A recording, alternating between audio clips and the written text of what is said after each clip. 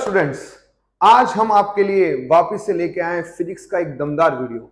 आज ये वीडियो उन बच्चों के लिए है जो महाराष्ट्र बोर्ड की प्रिपरेशन कर रहे हैं और जिनके एग्जाम शुरू होने वाले हैं 19 फेब से। अब सर, जो कि हमारा जो फेवरेट सब्जेक्ट है, हमारा फेवरेट है, शायद बच्चों का भी फेवरेट होगा। कहीं ना कहीं ये जो लास्ट मोमेंट जब आता है, जब बोर्ड्स के एग्जाम्स भी है पास में और जेई का फर्स्ट अटेम्प्ट भी आ रहे हैं, तो बच्चे बड़े पैनिक मोड में हैं कि फिजिक्स में लास्ट मोमेंट बोर्ड्स में किस तरह से हम प्रिपरेशन करें, किस तरह से हमारी फिजिक्स की बोर्ड्स की प्रिपरेशन को हम चार्जअप करें, गेयरअप करें। तो सर, कुछ टिप्स जो है आज हमें बच्चों को देनी है, तो चलिए सर आपकी तरफ से कुछ important points. Yes, thank you Mohit sir. So बच्चों, फिजिक्स एक काफी डिफिकल्ट सब्जेक्ट है, बहुत सारे लोगों को डिफिकल्ट सब्जेक्ट लगता है, ठीक है। तो हम यहाँ पे क्विक जो हमारा 2023 का पेपर हुआ था फरवरी या मार्च का, है ना, उसका एनालिसिस समझते हैं कि पेपर एग्जैक्टली कहाँ से महाराष्ट्र बोर्ड पूछता है। तो उसके लिए यहाँ पे हमने एक छोटी सी एनालिसिस आपके सामने लेके आई है। अगर आप यहाँ पे ध्यान से देखोगे, हमने इस चीज को 4 पार्ट में डिवाइड किया हुआ है। The first part is textual, the next is non textual, third is board repetition and the fourth is NCERT. अगर आप यहाँ पे ध्यान से देखोगे, टेक्सचुअल का जो कंपोनेंट है, टोटल 18 + 9 हमारे पास 27 क्वेश्चंस है जो एक्चुअली में 56 मार्क्स लेके आते हैं। जो नॉन टेक्सचुअल मार्क्स है उसमें 18 क्वेश्चंस है जो 33 मार्क्स लेके आते हैं। बोर्ड का जो रिपीटेशन है जिसमें 4 क्वेश्चन है वो रफली 8 मार्क्स ला रहा है, और एनसीईआरटी का एक क्वेश्चन है जो आपका रफली 1 मार्क ला रहा है। वैसे पहले के एनालिसिस में एनसीईआरटी का कंपोनेंट ऑलमोस्ट 0 के ना बराबर होता है, मतलब इसका इतना टेंशन लेने की जरूरत जरा भी आपको नहीं है। अब ये बाइफर्केशन कैसे हुआ है, ये भी बोर्ड ने एक्चुअली में अपने गाइडलाइंस में बोला हुआ है। सो अगर आप बोर्ड्स का जो सिलेबस का गाइडलाइन है, अगर आप वो डाउनलोड करते हो, तो बोर्ड बोलता है कि कोई भी पेपर आपके पास हो ना, उस पेपर को आपको 3 पार्ट में डिवाइड करना होता है। The first part is concept, the second part is nothing but the understanding, and the third part is nothing but your application. Concept और एप्लीकेशन है ना, इन दोनों को मिला के आपका 70 मार्क्स का पेपर बनना चाहिए, और एप्लीकेशन को मिला के आपका 28 मार्क्स होता है। वो दोनों को जोड़ के आपका फिजिक्स का 98 मार्क्स बनता है। अब आपको एक चीज समझा देता हूं आपको बच्चा पार्टी, ये जो 98 मार्क्स का पेपर है वो विथ ऑप्शंस है, जिसमें से आप 28 मार्क्स निकाल दो तो एक्चुअल पेपर तो 70 मार्क्स का ही है ना। तो ये 70 मार्क्स एग्जैक्टली कहां पे है, आप ध्यान से देखो। This is your 56 marks which is textual, and this is the repetition of the board के questions which is 8, and if you add 56 + 8 it will turn out to be 64 marks, मतलब रफली 70 मार्क्स बन रहे हैं ये।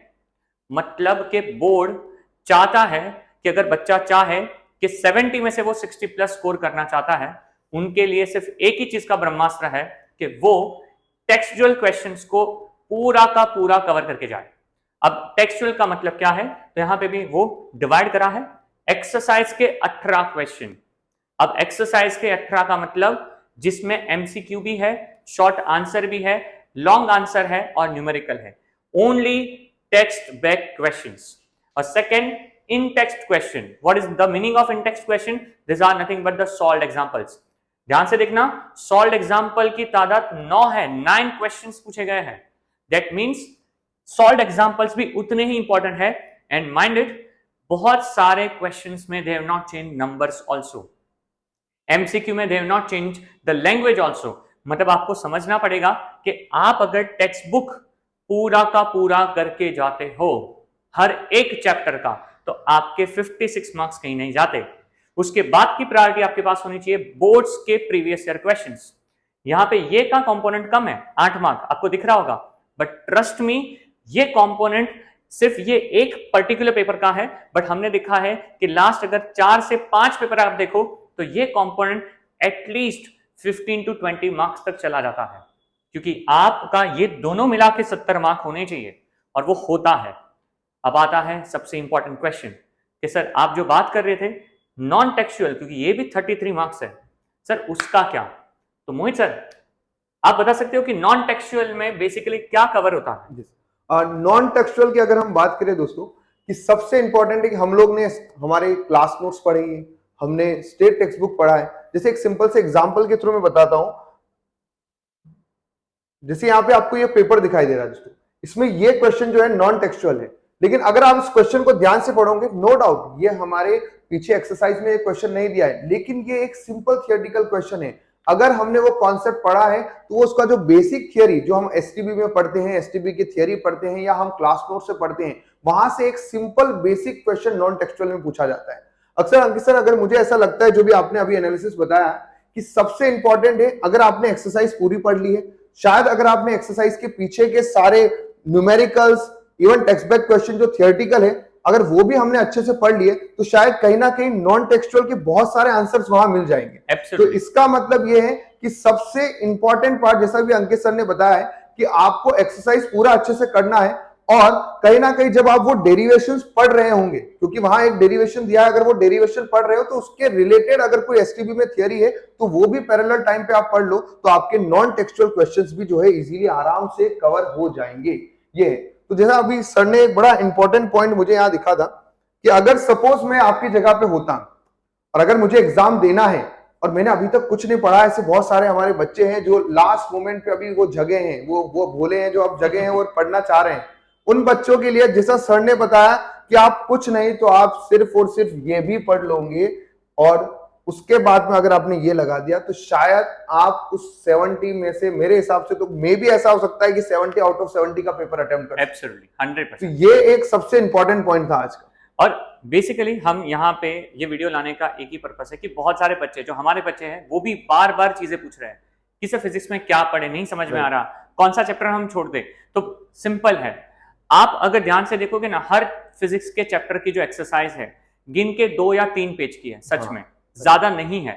अच्छा, उसमें भी वो न्यूमेरिकल जिसकी विड्थ या लेंथ बहुत बड़ी है, डिफिकल्ट है, और जिसके एप्लीकेशन बहुत बाहर के हैं, जो जेईई के रिलेटेड है। आपको लगता है ना कि क्वेश्चंस बहुत टफ है, जो हमने बार बार बोले हैं क्लास में, यार ये क्वेश्चन के आने की बोर्ड्स में चांसेस थोड़े कम है, आप उनको अभी मत करो।